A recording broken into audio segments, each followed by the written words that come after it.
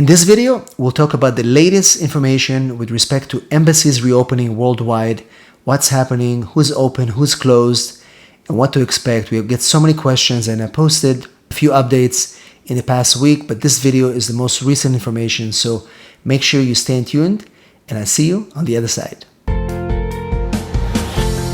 Hello everybody, and thanks for joining me for this video update on embassies reopening worldwide. This is one of my most common questions people are asking, anxious to know what's going to happen next, and I kind of gathered together all the recent information that I have. I've also posted about it about a week ago, and I wanted to do a video to kind of recap everything. So let's talk about it in this video. So if you're here for the first time, make sure you subscribe to our channel, click that bell to be notified so you don't miss videos. We release videos every single week. Also give us that big like to make sure that YouTube is going to show that video to more people just like you who are interested in this information. My name is Sapochnick, and I'm an immigration attorney located here in San Diego, California. We service clients in all 50 states and across the globe. We help clients in embassies and consulates all over the world trying to help push your cases forward. So let's talk about the latest updates with embassies and consulates. I've got all of this here information for you. So the State Department is estimating more than 100,000 visas going to be available in most of the employment-based categories. This is a combination of many factors: USCIS closure, delays in visas issuing, the visa bans, and all these things created a surplus of visas to be used specifically in employment-based cases. U.S. embassies and consulates are reopening worldwide. As you know, I reported in the video before that they started reopening in July 15th. My suggestion to you, as soon as your embassy is reopened, you have to contact them right away to start scheduling your visa interview, so it's going to go on their calendar as soon as possible. That's why it's super important for you to be in contact with your specific consulate or embassy. Check their website on a weekly basis to see when they reopen, when they resume regular visa processing, so you can contact them and try to schedule your visa appointment as soon as possible. We've seen that some embassies that did reopen and did schedule appointments, they sometimes had to reschedule those appointments because of COVID-19, because the situation in the particular country has changed drastically. So remember, if your appointment is rescheduled, you're not going to have to pay the visa fees again.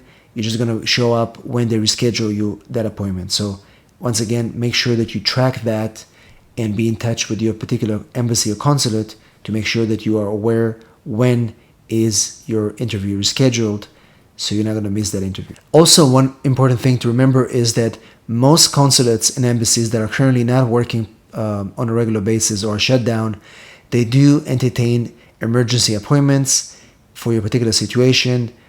So make sure you take advantage of that. And I mentioned it before in previous videos. There are ways for you to file for an emergency appointment. It could be because of very long separation, because of minor children, because of a health situation.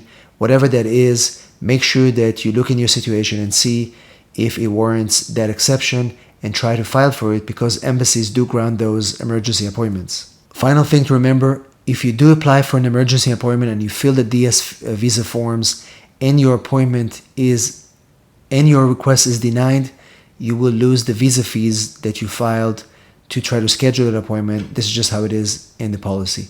So let's look at some of the consulates and what they're doing right now. And I have a list here right now that I can go over. We'll start with Canada. Canada, routine visa services remain suspended until further notice. The embassy and consulates continue to provide emergency mission critical visa services. So Canada is currently not working on a regular basis, but they do entertain emergency services. France.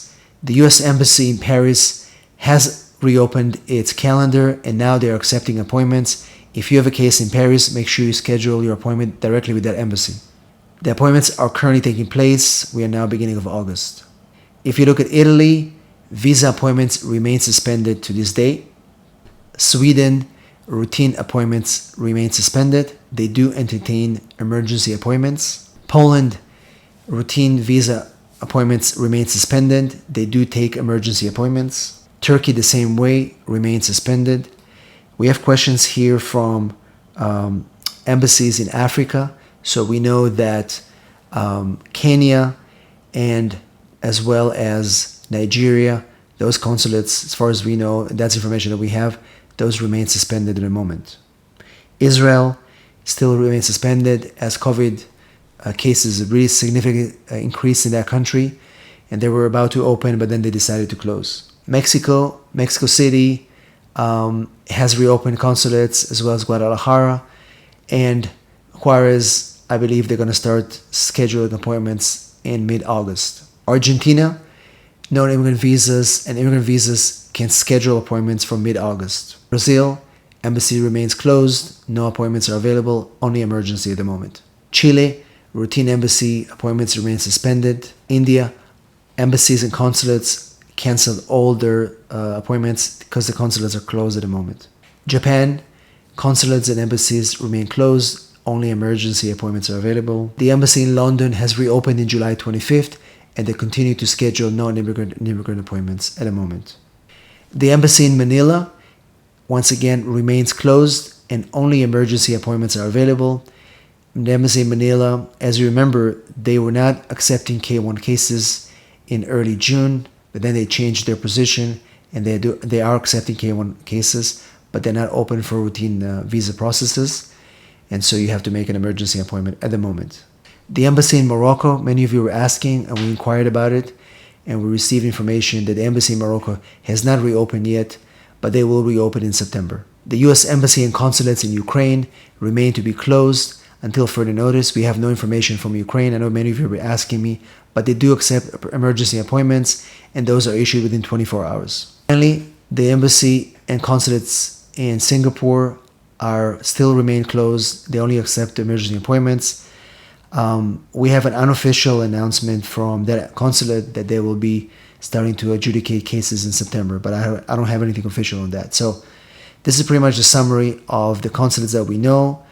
Again, things change on a regular basis. The prediction of State Department is that they gave a general notice to consulates to reopen on July 15th.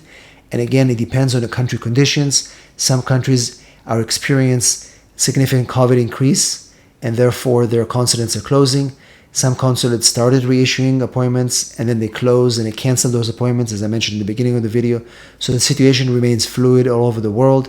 It is really important for you to stay connected with your consulate and embassy to know that as soon as they reopen, you're going to be able to jump on the calendar to receive your appointment scheduled right away. So once again, let me know in the comments if you have any questions, and let me know what consulate embassy you would like to know, and I will try to get information from you from the State Department specifically. I'm trying to get more information right now from consulates in Pakistan, in many of the African countries. We send requests to try to get information.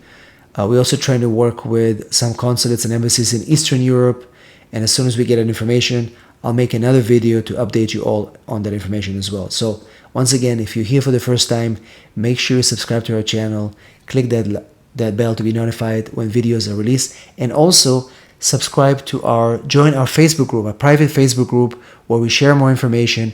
We try to get some more, we have a lot of members from different parts of the world, and they let us know firsthand if they know of an embassy that is reopened, so we'll be able to share that in the group.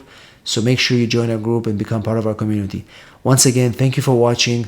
Stay patient, stay safe. I appreciate you all, and I'll see you in our next video.